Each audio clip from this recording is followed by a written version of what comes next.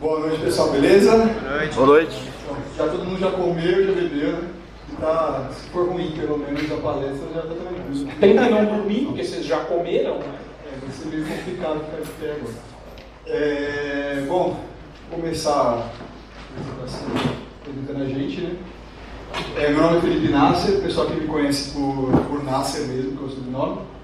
Alguns por Nesser, né, também, porque quando eu entrei erraram o meu sobrenome.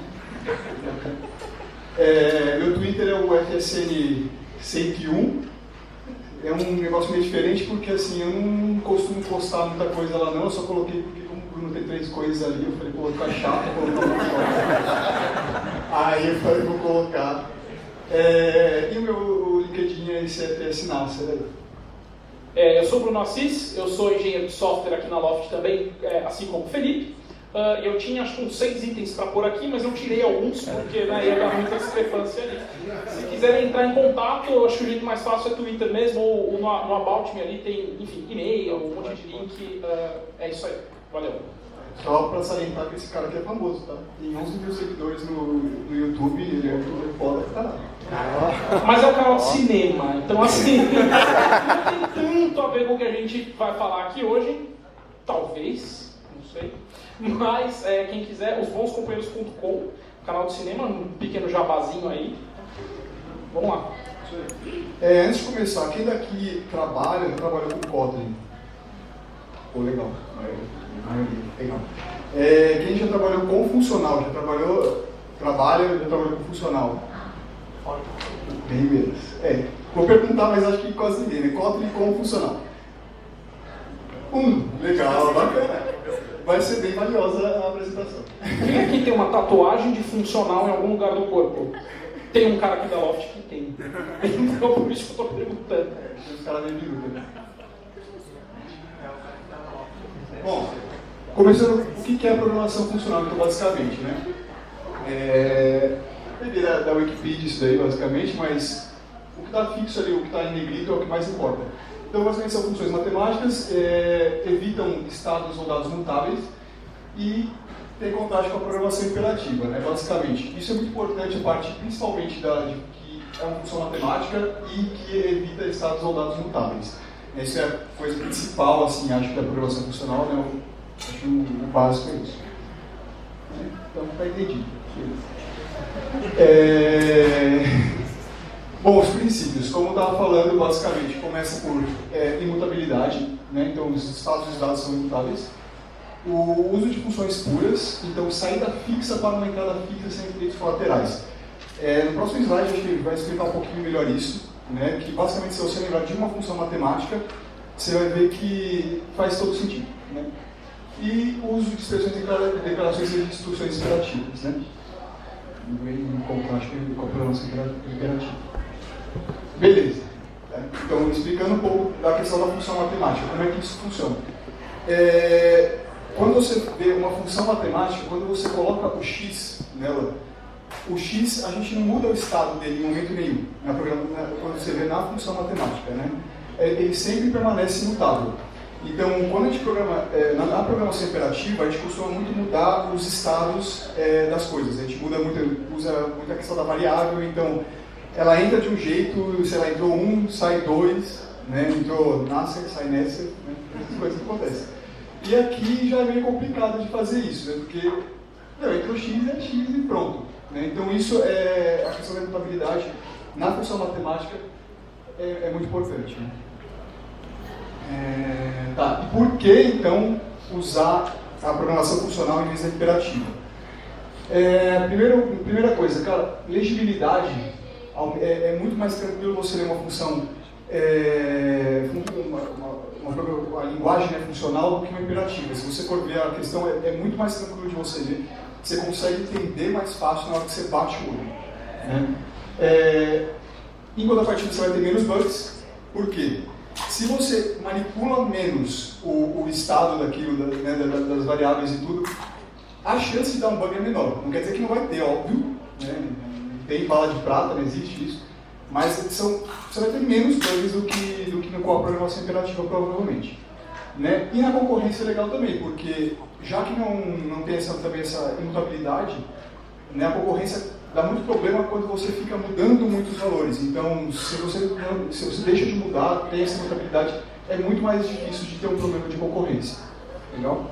Então, essas são as 3 principais vantagens, deve ter outras, mas acho que as 3 principais são essas. Tá, e Kotlin é funcional?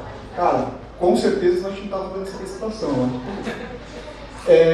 Porque ele tem, com certeza, suporte para imutabilidade, né, para funções puras, expressões, declarações, funciona como primeira classe e tudo mais, né? E funções anônimas também, isso aqui é muito importante porque muda bastante coisa. Né, mas aqui é bem legal que tem tudo que você quiser aqui de Kotlin. E se você também não gostei de Kotlin, cara, tem outras linguagens. A vantagem principal tem Haskell, F#, o Clojure, né? O Haskell é uma linguagem 100% assim funcional, né? O Kotlin não é.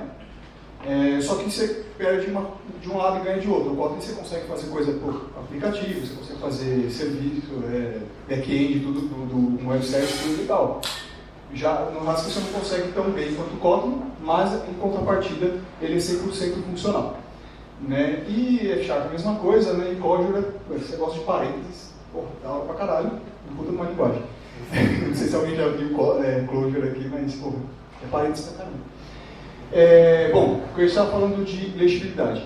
Aqui eu queria que vocês dessem uma lida. Quem entender a função levanta a mão, só para eu ver, não precisa falar o que é não, é só levantar a mão. Pô, entendi, levanta a mão. Só para a gente comparar um negócio aqui.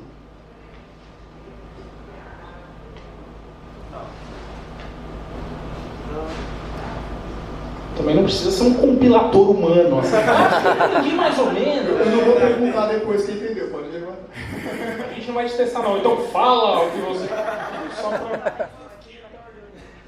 Legal, acho que já deu, você vê que demorou já um tempinho, né, para entender. Bom, tamanho dessa parada, né, para ficar lendo agora. Mas, e agora? A gente roubou porque essa função está assinada, né, tem nome ali agora. Mas a ideia... Pelo nome assim é importante. Exato, não sei, basicamente assim, se facilita muito mais, né? Ainda mais se você souber o que faz, né? Talvez muita gente não vai entender o que faz aqui, mas a gente vai explicar mais pra frente. Mas aquilo reduziu o preço daqui, basicamente. Né? Então, aqui basicamente está calculando o custo total dos apartamentos com mais de 100, né? Exato, metros quadrados. Isso daí que nem eu sei o que faz direito. Olhando aqui fica mais fácil. Mas é isso, né? É bem diferente, então a questão da legibilidade aumenta muito, né, por causa disso. Quando você usa funcional, melhor pra caramba. Esse é um conceito muito importante também, que o Kotlin traz, né, e toda a programação, toda a linguagem funcional traz, que são as high order functions. Né? O que são as high order functions? Basicamente, você pode tanto passar uma função como parâmetro, né? Você vê muito disso em JavaScript, tem muito, o pessoal adora fazer isso. Né? Como o Kotlin é Java, dá para você fazer isso no Java também, tá? Só que quase ninguém usa, né? Quase ninguém usa o Object Function, então, mas é possível. Tá? Aí tem um exemplo então, de 2 parâmetros para você passar basicamente. Como é que é aqui o pointer? Aí, boa. Isso aqui é a função, beleza? Ele recebe 2 ints e retorna um int.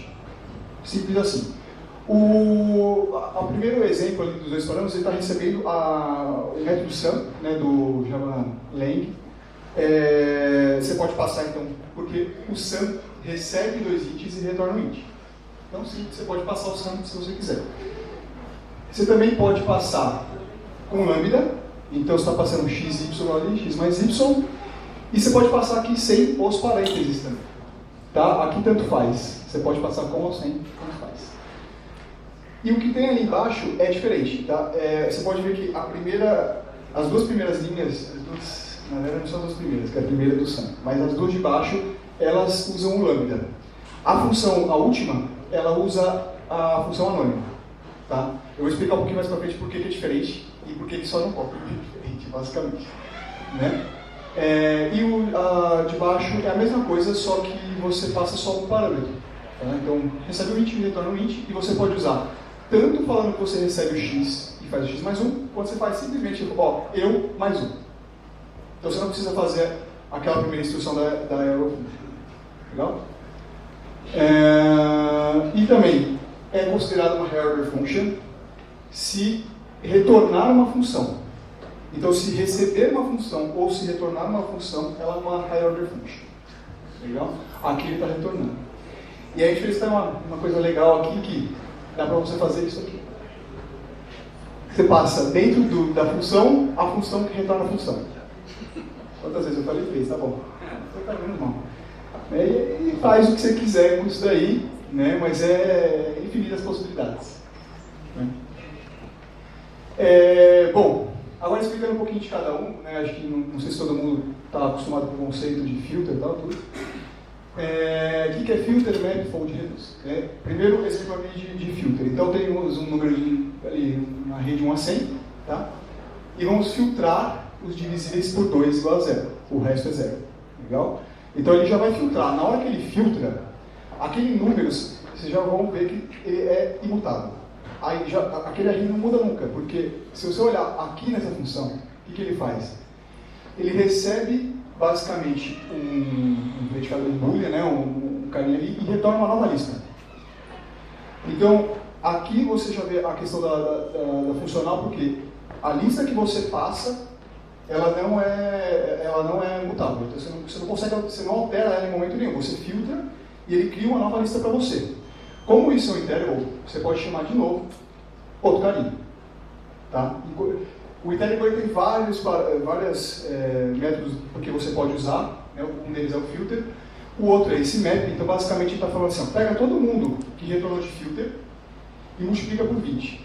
E aí você me retorna outra lista. Não mudou até agora. Então o filter é uma lista, o primeiro número dele é uma lista, depois o filter é outra lista, o map é outra. Tá?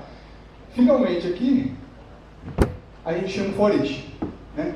For each, ele não é considerado, né, um comando funcional, assim, mas basicamente é legal de mostrar porque ele retorna em Unity. Não necessariamente você tem que retornar algo. Qual que é a diferença dele?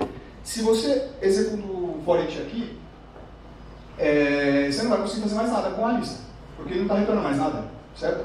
Então você para aqui. Enquanto você estiver ali dentro, você vai iterando, vai botando outro filtro lá dentro, põe outro map e vai criando uma lista embaixo da outra, tá? E no for each você simplesmente pega e vai pintando esse carinha, que é o que está pintando ali o 40, 80, 120. Aqui é um outro exemplo com o reduce, né, dando aqui de 1 a 3, né? O que é o reduce? Você vai basicamente pegar uma lista e reduzir a um elemento só.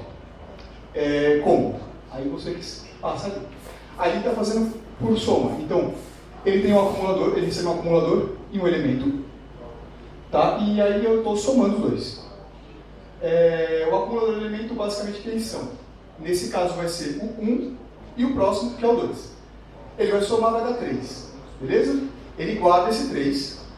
Aí no próximo ele pega o 3, que é o acumulador, e soma com o elemento de novo, que é o 3. Então, resultado 6. Beleza? Isso que é o reduce, basicamente. Você faz a instrução que ele está passando ali, eu estou passando de soma. Pode ser uma subtração, pode ser o que for, vai modificar bastante. A mesma questão do outro. Você recebe aqui 2 tipos e retorna de um tipo aqui, só. Isso que eu vou explicar um pouquinho melhor, que eu acho que... Mas é a mesma coisa dos higher order functions. Se você for ver aqui em cima, todos eles recebem uma função. Nesse caso aqui ele recebe t e volta um boolean. Tá vendo? É uma função que recebe t e retorna boolean. Aqui é uma função que recebe t e retorna r. A outra é uma função que recebe t e retorna unit. E assim vai. São todas higher order functions. E tem o fold. O fold é um reduce, basicamente. Tem muita gente que confunde, inclusive, fala, por que eu vou usar o fold sem reduce? Porque o fold ele tem um valor inicial. Então, dá 7, tanto que ele dá 7, porque eu passei 1. O que ele faz basicamente?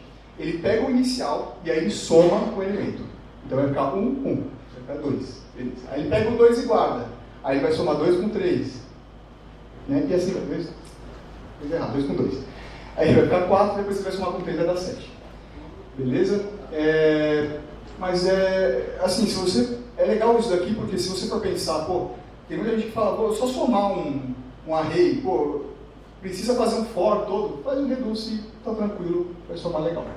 E acho que isso é importante também, essas funções, elas têm um uso bastante característico em linguagens funcionais, porque ali vocês veem que a gente está tratando de coleções, né? Estou passando sempre coleções, sempre uma lista, né?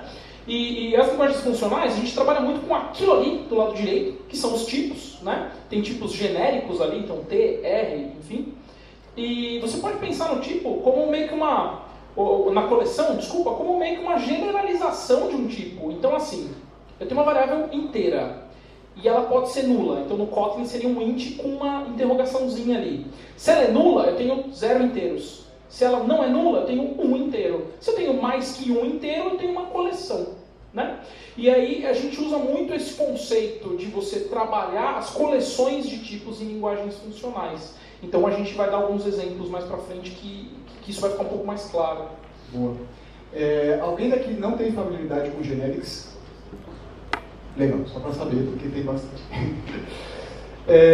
Bom, extension functions. Então, como é que eu consigo fazer algo assim, né? Eu quero fazer o meu filtro. É diferente. Eu quero fazer o meu. Vocês podem ver que todos, eles fazem isso aqui, ó. Então, por exemplo, iterable.filter. Isso é uma extension function, basicamente. O que ele está fazendo aqui?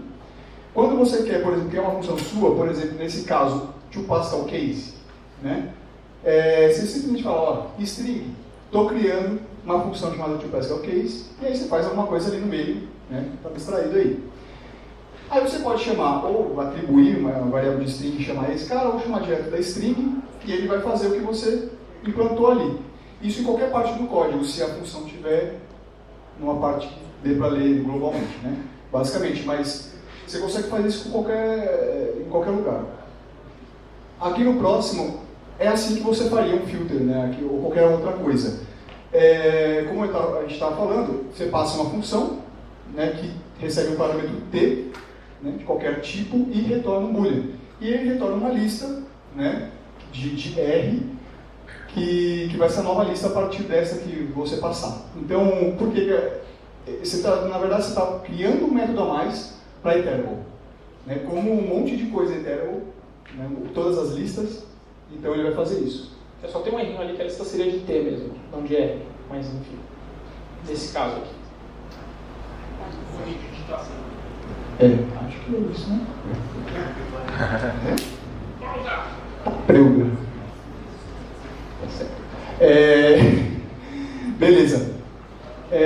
Aqui, então, como é que você chamaria isso, né? Você faria da mesma forma que o filter lá, e aí retornaria alguma coisa que você implementou ali. Né? A ilustração pouco importa. E daí, para você continuar chamando as coisas ali dentro, tipo filter e o map, porque você, afinal de contas, você tornou um list, então você pode dali para frente continuar fazendo as outras coisas. Tá? Legal. O que é C9 function? É isso aí. Tá? Copiar e colar. Não é imprimir dinheiro. Podia ser, né? No final acaba dando certo, né? Mas enfim, é copiar e colar basicamente. Então, o que isso quer dizer? Né? Aqui, se você executar essa função aqui nesse for each, você vai falar o seguinte, tem um número de 1 a 100. Tá? Se por acaso o divisor por 5 for 0, retorna. Certo? Você está retornando dentro do for each. Só que o print ali nunca vai ser chamado. Tá? Isso está numa função main, só para vocês verem, isso está tudo no main. Por que o print nunca vai ser chamado? Né? Ele está dando return aonde então? Porque se está ali do for each, faz sentido. Primeiro que assim, antes de explicar o porquê, se não fosse inline, ele seria um lambda normal, e por isso você nem conseguiria fazer return lá dentro. Tanto que eu acho que muita gente já tentou fazer o Java return dentro do for each e não rola. Ele não permite. Nesse caso não permite porque é uma função inline. Por que ele não vai chegar no print, basicamente? Esse cara aí, ele pega cada uma das instruções que você passar dentro do for each e coloca no main. Então, por exemplo, no 1, ele não vai fazer nada. Mas no 2, ele não vai fazer nada. Quando chegar no 5, que ele dividiu por ele mesmo, beleza. Aí ele vai pegar o return e tacar no main. Então ele vai dar um return no main. Basicamente, ele vai retornar nada. Ele vai se preparar e vai continuar o print. Ele falou, retornei e acabou. Meu main acabou aqui. Legal? Por isso que não rola. Como é que se corrige? E aqui sim é que vocês vão ver que a função anônima é diferente do lambda. Porque aqui você pode passar uma função anônima e isso vai funcionar. Tá? Porque ele vai imprimir a função ali dentro. Então ele não vai botar o return no meio. Ele vai botar dentro da função anônima. Então o print vai ser chamado no final. Tá? Isso é uma forma de se resolver. E quem já trabalhou com programação reativa no Kotlin, Java ou o que for, vai estar familiarizado com isso daqui, né? Que você pode pôr um add for each. E você está chamando de referenciando da própria função, falando, olha, eu não quero que você retorne, coloque isso no main direto, eu quero que você faça uma abstração aí da função anônima. Né? E por isso também vai funcionar. Dessa forma aqui é mais comum de usar do que aquilo, mas funciona, as duas são a mesma coisa. Bom, questão de imutabilidade. O que o Kotlin traz para a gente? Primeira parte ali. Ele tem o mutable list of e tem esse list of que é imutável. Então, se eu tentar dar uma DD, depois que eu defino a lista, ele não vai deixar, de jeito nenhum.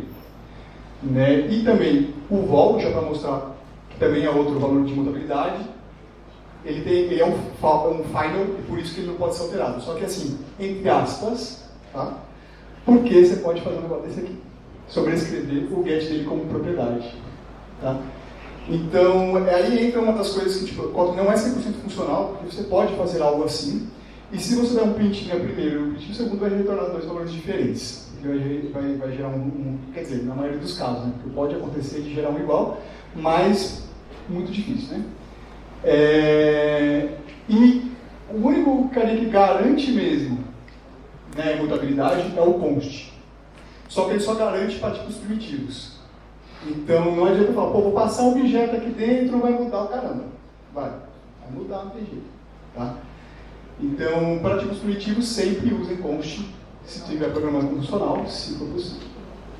Legal, aqui tem um exemplo do data class. O data class basicamente é uma abstração, ele te dá se você passar um vol ali, ele vai te dar um construtor e vai te dar os getters, basicamente. Se fosse um var, ele daria os getters e os setters.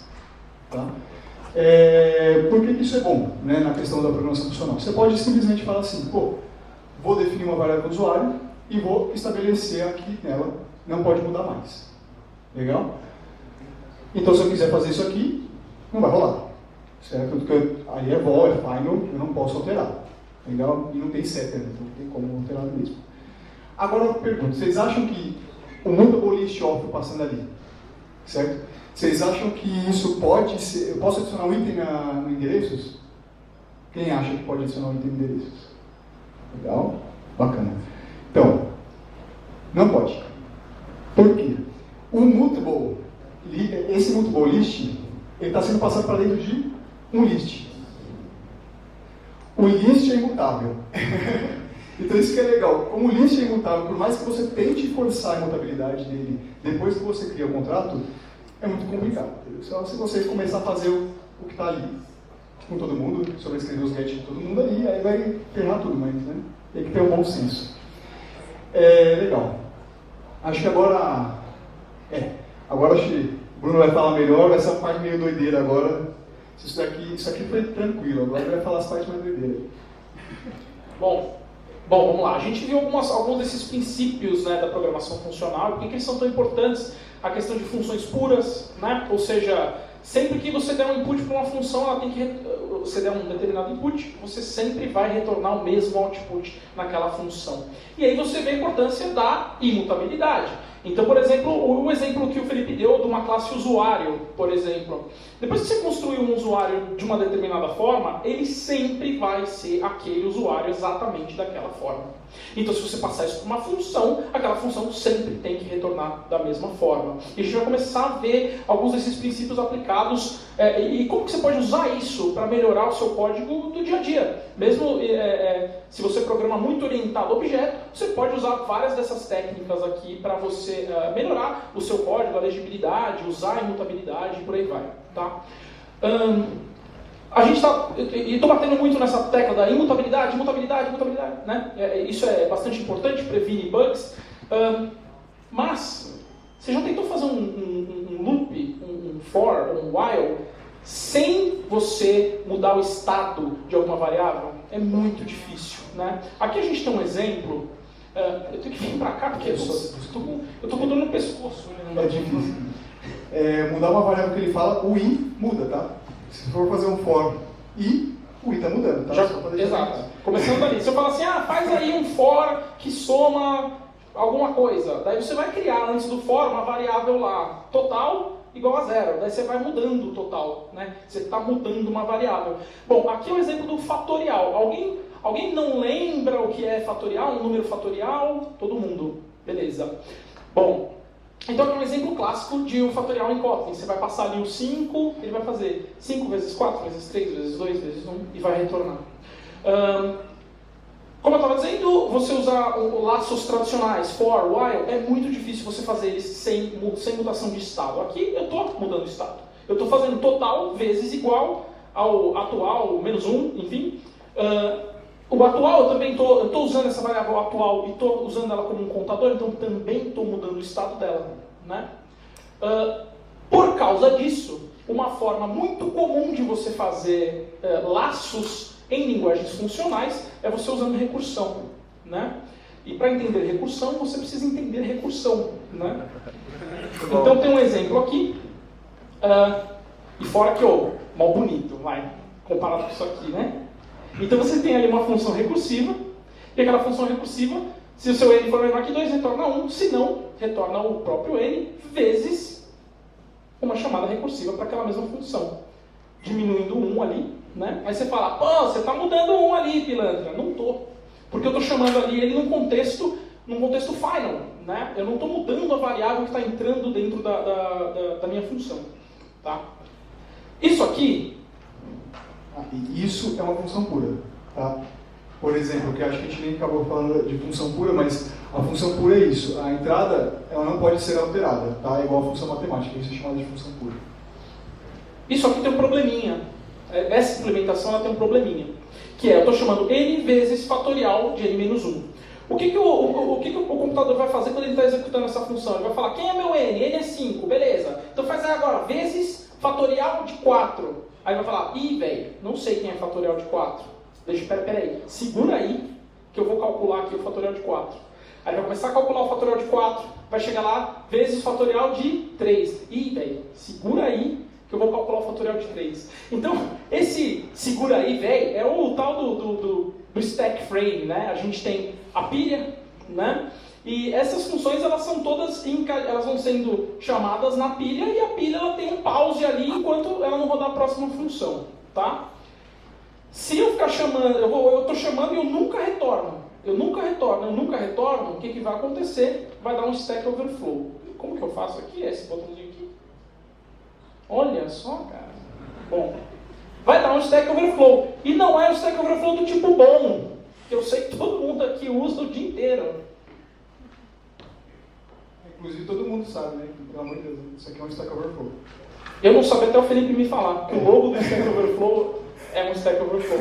Genial, né? Pois é. Então, beleza. Então, essa aqui é a mesma função que estava no outro slide. Como que você resolve isso? Então, você vai usar recursão, vai estourar a memória. Grande coisa, eu vou continuar usando o meu for aqui, né? Mas o Kotlin e outras linguagens funcionais tem um recurso chamado recursão de cauda, que é aqui no Kotlin você usa uma keyword chamada tailRec, ali que você põe na frente da função. E esse cara, o que ele vai fazer? A recursão de cauda é basicamente, em vez de ele criar... Eu estou tentando gesticular, eu estou com o controle, o microfone aqui. Acho que eu tinha que ter um microfone igual da Sandy Júnior, tá ligado? Do Luan Santana, assim, ou do Silvio Santos, né? Vai começar o show da função? Aí, beleza. Então, assim, a recursão de cauda, ela tem algumas regrinhas para acontecer. Uma das regras é, a última chamada da sua função tem que ser a recursão. Beleza? Então, ali, a implementação muda um pouquinho, mas o ponto é, a última coisa que eu chamo naquela função, ou eu vou retornar um valor, e aí eu estou na saída da recursão, beleza? Ou eu vou chamar o fatorial, a função fatorial. Percebam que é diferente dessa, que a última chamada é um n vezes a chamada da função. E por isso ele tem que prender aquele stack frame, criar um novo, colocar novas variáveis, e ele vai, na próxima execução, prender outro stack frame e por aí vai. No caso da recursão de caldo, o que ele faz? Ele vai olhar o seu stack frame e vai falar, aqui são as variáveis, n é igual a não sei quanto, acumulador é igual a não sei quanto. Ele chega no fim da função. Se ele sabe que a última chamada da função é uma chamada para ela mesma, possivelmente com diferentes valores, ele reutiliza o mesmo stack frame. Então, basicamente, ele vai dar um jump, voltar para o começo do stack frame e sair reescrevendo os valores ali. Então, com um stack frame só, você vai rodar trocentas milhões de vezes a sua função e nunca vai dar um stack overflow, tá? Isso é e tem várias linguagens que tem isso já por padrão, eles detectam, a linguagem detecta que aquela é uma chamada que é possível aplicar recursão de cauda, e já faz isso automaticamente e tal. No Kotlin, você vai usar ali a keyword de tailwrap. E se você usar a keyword e não chamar, e a sua última chamada não for a chamada da própria função, ele não vai funcionar. Antes de voltar lá, então, vocês estão vendo que está modificando a variável total ali. Você fala, está modificando, tem o valor modificando, por que tem esse acumulador, né? Aqui não está modificando do mesmo jeito que na outra, porque quando você declara a variável, você já declara ela fazendo a multiplicação. Tá? Por isso que não tem problema. Se você estivesse passando total ou então modificando, realmente teria algum problema, né? Nesse caso não tem nenhum problema. Mudou por causa do acumulador, porque precisa do acumulador para fazer isso daqui funcionar, basicamente. Isso aí. E tem um conceito bastante importante em programação funcional, que é a transparência referencial. Nome bonito, né? Chegar lá e falar, não, hoje eu vou pedir sobre transparência referencial, que é basicamente, como a gente falou de funções puras, que você pode, basicamente, sempre que você der um input, ele vai retornar o mesmo output. A transparência referencial, ela diz que se você trocar um set de valores, por exemplo, ser uma chamada de função. Se você trocar aquela função por um Ctrl+C, Ctrl+V da implementação da função, aquilo deve funcionar da mesma forma. A mesma coisa ali o total, né? Aquele total, ele segue essa regra, porque eu poderia simplesmente trocar pelo n vezes acumulador, a função continuaria funcionando da mesma forma. E isso é bastante importante, porque para eu ter transparência referencial, eu tenho que garantir que os valores são imutáveis. Porque senão, como é que eu vou saber que eu posso simplesmente dar um Ctrl+C, Ctrl+V na função, né? Então vamos lá. E tem mais uma prova aqui que é bastante simples. Aquela primeira função ela parece um loop infinito, certo? Porque ela chama ela própria, né? Ela é um loop infinito? Mas na prática, se você rodar esse código, você vai ter um Stack Overflow. Colocou o tailwrap, agora sim é um loop infinito. Agora sim, a execução vai ficar travada, obviamente. Por que você gostaria de ter isso, né? Por exemplo, idiota. Mas o ponto é que nesse caso, você não estoura a pilha. Então você não está usando, não está estourando a memória da sua aplicação. Volta o Sleep aí que tem funcionalidade sim. Então beleza. Existe um outro conceito de linguagens funcionais chamado currying, tá? Esse currying, de novo, ele é padrão em algumas linguagens, como por exemplo Haskell. E a gente acaba usando Haskell como exemplo porque ele é uma linguagem funcional, entre aspas, mais pura, digamos assim. Então ele já tem isso por padrão. No Kotlin, isso não é padrão, mas existem formas de você fazer que eu vou mostrar aqui e vou explicar o que é. Você tem uma função subtrair ali, recebe x e y, subtrai os dois. Beleza? Sem segredo nenhum. Tá? O currying, basicamente, é o processo de dados os parâmetros de uma função, em vez de você calcular e já retornar o resultado, você recebe cada um dos parâmetros por vez, e cada um daqueles parâmetros retorna uma nova função que aceita o resto dos parâmetros. Vou tentar explicar aqui. O meu subtrair que recebe x e y, ele passa a ser uma função que recebe apenas x. E o que ele retorna? Ele não retorna um resultado. Ele retorna uma nova função. Uma nova função que recebe y. E essa nova função que recebe y é a que, de fato, vai fazer a minha operação. Então, vejam como fica a chamada ali. Fica um subtrair, eu chamo a função com 50 e depois chamo a função que retornou dessa função com o 8 ali, né? Então, algumas outras formas de que você poderia fazer isso no Kotlin, né? Porque, enfim, só simplificando a sintaxe, mas para que você usaria isso? Né? E daí, em vez de rodar logo, você vai retornar a função, que retorna a função, que retorna a função, que retorna... E se tiver 20 parâmetros, vai retornar 20 funções? Vai. Por que você usaria isso? Né? Então, um exemplo aqui. Eu tenho a calculadora de preço de apartamento, que a gente usa aqui na Loft, inclusive com aquele faça mágica financeira. É assim que está a implementação. Ele recebe bairro, padrão e área em metros quadrados. Tá? Eu posso chamar ela daquela forma que está ali. Passei ali o bairro Jardim América, padrão A, 250 metros, retornou para mim um valor, beleza. É a forma que a gente costuma usar as nossas funções, né? Mas, eu posso pegar aquela função ali em cima, em vez de eu chamar a função, né, aplicar a função, eu estou pegando a referência dela, com 2 pontos ali, a referência daquela função, e estou rodando um ponto curried. Isso não é padrão do Kotlin, depois eu vou explicar de onde veio isso, mas basicamente esse curried, ele vai pegar a minha função e vai fazer isso que eu expliquei, vai dividir para que todas as funções recebam apenas um parâmetro e retornem novas funções, exceto se for a última. A última vai executar. E aí, o que eu estou fazendo? Eu coloquei isso numa variável ali, calculadora de preço de apartamento curried. Lembrando, isso não é um valor normal. Isso daqui é uma função que está guardada naquela variável, né? Então eu chamo ali, calculadora de preço de apartamento curried, naquela sintaxe esquisitinha, né, que eu mostrei. Estou chamando uma função atrás da outra, cada uma com um parâmetro. Tá, mas e o ganho? Eu poderia ter, por exemplo, uma calculadora de preço Moema, onde eu passo só o primeiro parâmetro aqui, Moema, tá? Guardei nessa função, e a partir de agora eu tenho uma calculadora que só funciona para Moema, porque aquele primeiro padrão ele já está cravado ali na hora que eu retornei a nova função, que recebe o parâmetro, blá blá blá. Tá? Então ali agora tem uma calculadora de preço Moema que vai receber, enfim, o padrão e a área, e enfim, vai calcular, e eu posso levar isso um passo além. Eu posso pegar a calculadora de preço Moema, passar um padrão, e aí eu tenho uma calculadora de preço Moema padrão P, que recebe só a área, e aí ele vai executar. Tá? E aí sim, ele vai retornar o resultado da função. Por que isso é importante? Imagina, por exemplo, um sistema grande que você tem injeção de dependência pra caramba e tal, e você faz a injeção de dependência parametrizada, dependendo de muitos parâmetros e coisas desse tipo. Você pode ir gerando objetos, digamos assim, no meio do caminho. Então, em vez de você passar 10 parâmetros, aí o outro você passa os mesmos 10 e muda o último, aí o outro você muda só a config. Você pode ir gerando como se fossem factories, tá? Mas de forma que fica mais fácil e fica de forma, de novo, imutável, pura, blá, blá, blá, blá. Tá? Uma outra coisa legal que dá para fazer. Essa é a melhor feature do Kotlin, que é o uso de emojis no nome das funções. Né? Eu sei que tem gente que não é de Kotlin aqui e tem essa função que para mim é a melhor. E assim, já vale a talk por isso, assim, que é...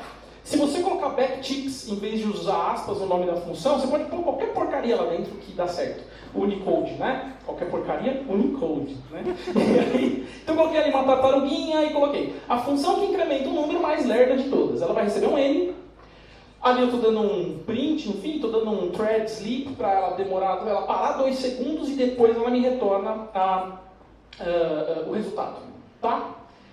Ali, lógico, eu estou usando thread sleep, é lógico que vai ser lenta, pois é, mas só que poderia ser um cálculo demorado, poderia ser um cálculo, por exemplo, de uma chave criptográfica, que você vai fazer na sua própria CPU, você não está indo em independência nenhuma, mas ela é demorada. Então, beleza, ali é só para exemplificar. Eu criei aqui também uma funçãozinha tempo, usando o conceito lá de Higher Order Functions, uma função tempo, que recebe uma função, e basicamente ele vai retornar a mesma coisa que aquela função, mas no meio do caminho ele vai medir quanto tempo demorou para executar aquela função e vai printar na tela. Tá?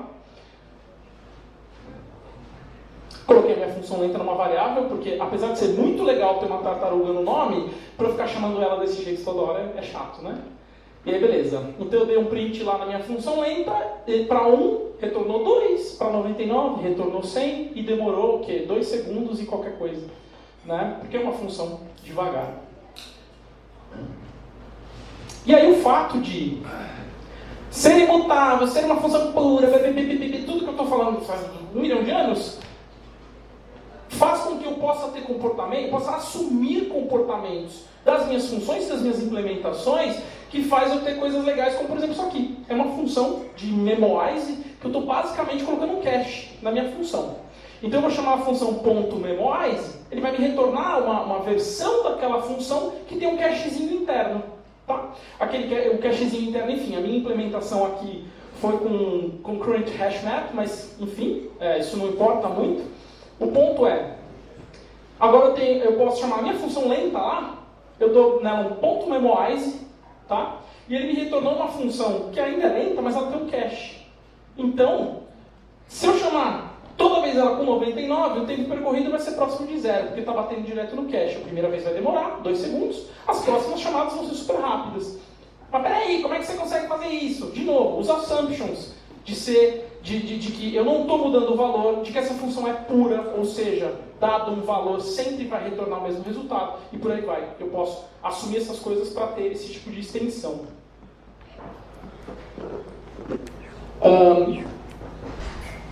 Uma outra coisa que é típica de programação funcional é você fazer composição de funções. Tá? Aqui um exemplo, eu tenho um data class apartamento que tem um endereço, eu tenho alguns endereços aqui. Tá? E aí eu quero retornar os endereços que são ruas. Não quero avenida, não quero alameda, não quero travessa, não quero nada, só quero rua. E eu tenho essas 3 funções aqui para me ajudar.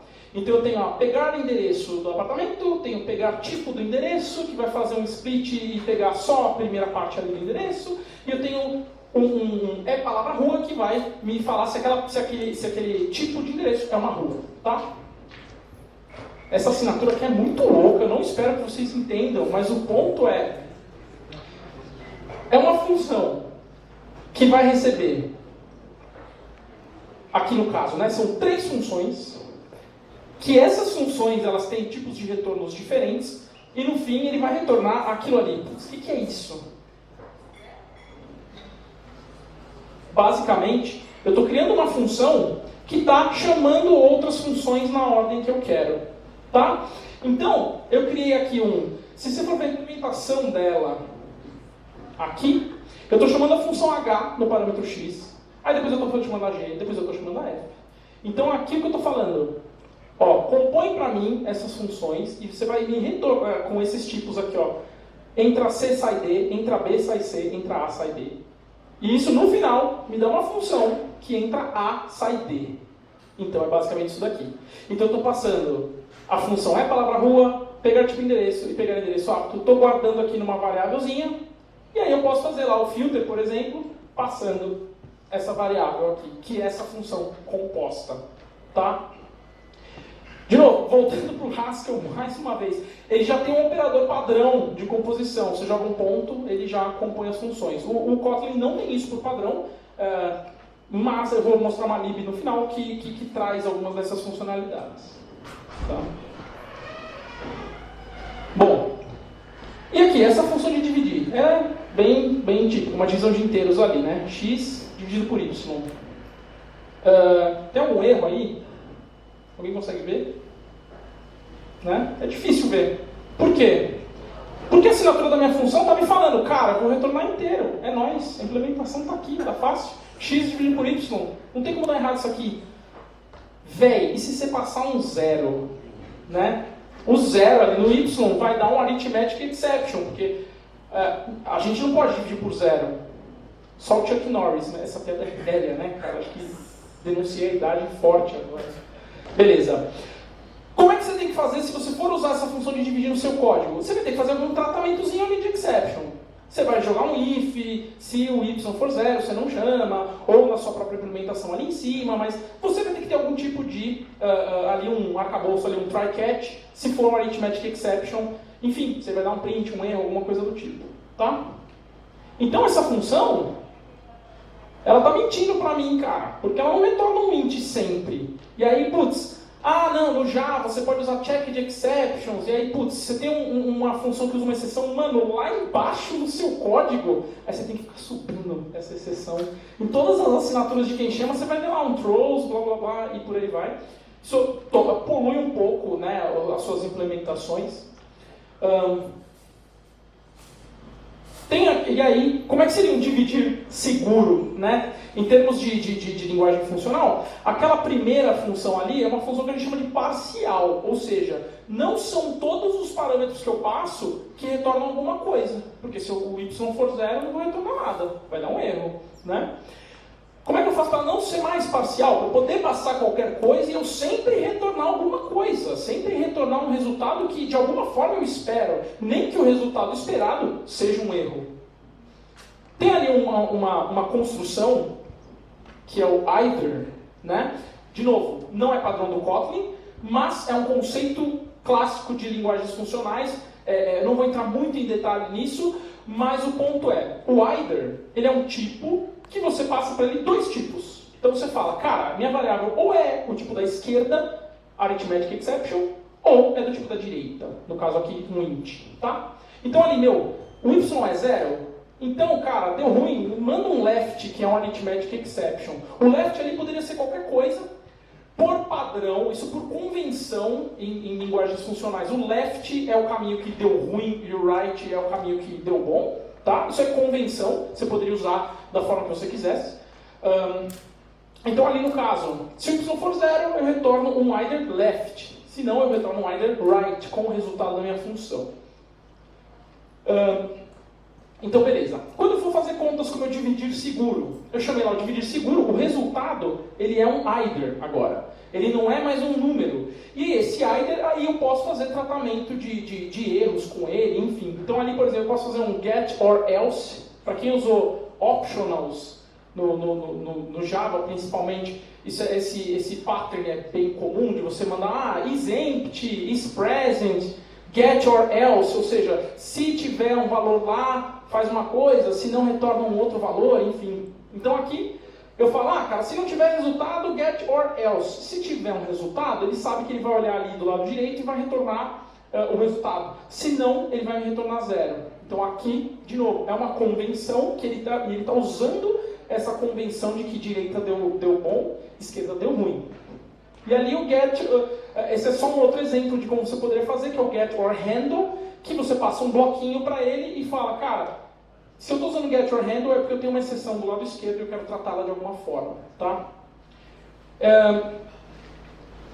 Se você está usando uma linguagem funcional, ela provavelmente tem suporte a coisas como, por exemplo, mônadas, que é um conceito chatinho de explicar. Eu mesmo não saberia explicar bem, mas o ponto é, você consegue fazer composição de funções e tratar suas coleções se uma função lá no meio daquele map, retornar um either. Por convenção, eu sei que eu só continuo aquela cadeia de chamadas se eu tiver um write, né? Se for um option, eu só vou continuar chamando se tiver algum valor dentro daquele option, por exemplo. E aí tem uma parte aqui falando um pouco de estado, efeitos e preguiça. Tem uma função somar ali. Qual que é o erro dessa função? Também parece, né, bem segura. E aqui eu posso passar 0. Então aqui não vai dar ruim. Né? Aqui o Homer dormindo é porque eu vou falar um pouco de preguiça, né? E aí tem aqui. E é uma preguiça recursiva, vocês perceberam? É a piada autorreferencial. E aí, qual que é o problema dessa função soma? Ela só está fazendo um printzão ali de debug, na humildade. Qual que é o problema? Se o seu disco está cheio, o que vai acontecer? Essa função está mentindo para mim, cara. Ela não retorna só um int, ela pode estar dando um IO exception ou alguma coisa do tipo, porque eu estou usando um print ali no meio, né? Bom, se você quisesse escrever isso de alguma forma, e aqui é uma coisa que eu nem recomendo fazer, mas no Haskell, por exemplo, qualquer print que você der em qualquer ponto, ele vai te obrigar a colocar o retorno da sua função dentro de um tipo chamado IO, que é o que está ali. Porque ele fala, mano, você tem que falar exatamente o que está acontecendo. Se você der um print, o print é no IO. Se é no IO, você tem que retornar um tipo IO. Né? Aqui, só para exemplificar, para mostrar para vocês como é que funcionaria essa parte de estados e como eu estou causando um efeito no mundo. Né? Eu estou dando um print, e esse print é basicamente eu estou usando mutabilidade. Mas qual que seria a ideia de você fazer um programa que não tem efeito nenhum em nada? Né? Não faz o menor sentido. Você tem que, no mínimo, sei lá, você vai dar um print, você vai gravar num banco, enfim, alguma coisa mutável você vai querer fazer, nem que seja bem na pontinha ali da sua aplicação, só na borda. Para dentro é tudo imutável, tudo da hora. Mas quando você retornar, você vai querer gravar num banco, você vai querer, enfim, tirar dinheiro da conta do seu cliente, alguma coisa que você vai querer de mutabilidade. E existe esse I/O para você guardar efeitos de I/O lá dentro. Ele serve basicamente, falando bem a grosso modo, só para você deixar claro que aquilo tem um efeito, está sendo mutável. O Kotlin, ele não te obriga a fazer isso. Você pode meter um print ali, retornar um int e é nóis. E é isso que é uma das coisas que eu acho legal do Kotlin. Que ele não precisa, você não precisa ser o nazista do funcional louco ali, que o Haskell é um pouco. Né? E você consegue, é mais fácil você criar aplicações do mundo real, tendo algumas garantias de imutabilidade e tudo mais, mas você não precisa parar de usar print, por exemplo. Mas, só como exemplo aqui, se eu fosse usar esse somar seguro, eu estou retornando ali um I/O dia inteiro. Né? E aqui o fazer conta, ele fica bem mais complexo, porque eu tenho que tratar essa saída do I/O. E lembra que eu expliquei o ITER? Então, o I/O, por ele fazer parte desse conjunto aí de funções que são as mônadas, você consegue compor ele de forma mais fácil. Então o I/O vira um ITER, você pode fazer virar um option e por aí vai. Não vou entrar muito em detalhe, mas só para vocês verem a implementação. Então, eu estou jogando aqui o meu somar seguro, estou dando um run async, e aí lá dentro, quem é de JavaScript usa isso o tempo todo, os promises, futures, callbacks, enfim. Ali é como se eu estivesse passando um callback. E aí, se for left, deu ruim. Se for right, deu bom, beleza. Esse run async, por mais que o método chame roda aí, velho, ele retorna um I/O de T, e esse I/O de T ele não é executado. Aí por isso que eu chamei ali até de execução preguiçosa. O que é execução preguiçosa? Linguagens funcionais. Por causa da transparência referencial, por causa da imutabilidade, por causa das funções puras, você pode atrasar ao máximo a execução de qualquer função que você tiver. Basicamente, você vai rodar todo o seu código só passando referências de funções que ele vai rodar. Ele vai falar assim, beleza, cara, quando o cara quiser executar esse meu somar seguro, eu vou fazer isso. Mas por enquanto eu não vou fazer nada. Eu só sei o que eu preciso fazer. É mais ou menos a mesma lógica do que no JavaScript você jogar as promises, etc. E você, quando você quiser executar a promise, você tem que dar um comando, digamos assim. E aqui no caso, é um comando que ele até chama unsafe run sync. Você poderia também ter um run async, por exemplo. Tá?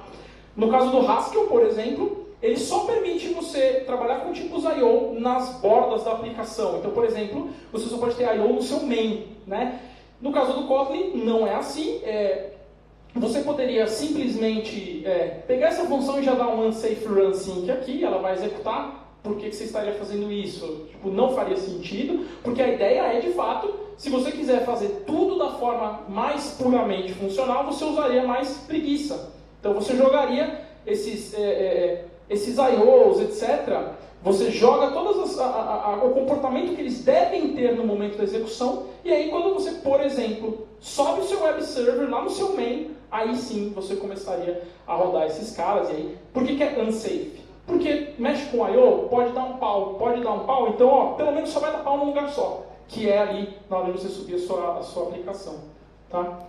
Bom, as bibliotecas que eu falei, a Functional, ali em cima, ela traz implementações padrão para currying, memoization, composition. Vocês viram que o meu composition lá, eu tive que passar os tipos, eu tive que falar A, B, C, D, vai receber F, G, H. Ele traz composition de, sei lá, de 2 até 23 parâmetros, um negócio assim. Ele traz pronto, se você quiser usar no seu código. A mesma coisa para memoization, para currying, para essas outras coisas. E uma outra biblioteca, essa Arrow, Kotlin, que ele traz suporte a type classes de programação funcional e os data types. Eu mostrei mais os data types porque a implementação fica um pouco mais fácil de entender, mas ele traz lá o option, ele traz o ITER, ele traz o I/O que eu mostrei também. Então, assim, é um pouco isso, né? Voodoo, Demonology, né? Mas é isso. Então, o Kotlin, ele suporta os princípios e o arcabouço funcional por padrão, mas se você quiser, eu quero ir, You have to go deeper nisso aqui. Aí vai atrás dessas libs que são bons exemplos de como você implementar uma aplicação funcional usando da pureza da programação funcional. E aí você vê o que faz sentido no seu caso. O Kotlin é legal por isso. Se você, cara, não quero essa complexidade de I/O, pra mim eu quero dar um print e de boa, meu servidor é gigante. Beleza, cara, Kotlin deixa você fazer isso. Então, basicamente isso. Perguntas? Não sei se a gente tem tempo. Se forem perguntas difíceis, a gente não tem tempo, tá, pessoal? Muito obrigado. Não, tô zoando. Alguém tem alguma pergunta específica que queira fazer? Alguma coisa que queira falar, comentar? Deixa eu ficar depois aí também aqui, pode perguntar depois no aula também, se quiser. É só para uma coisa que é interessante também. Se por acaso você cansar e falar, eu não aguento mais funcional, cara, funcional rola do lado do imperativo, então você pode continuar programando o resto que você não entender em imperativo.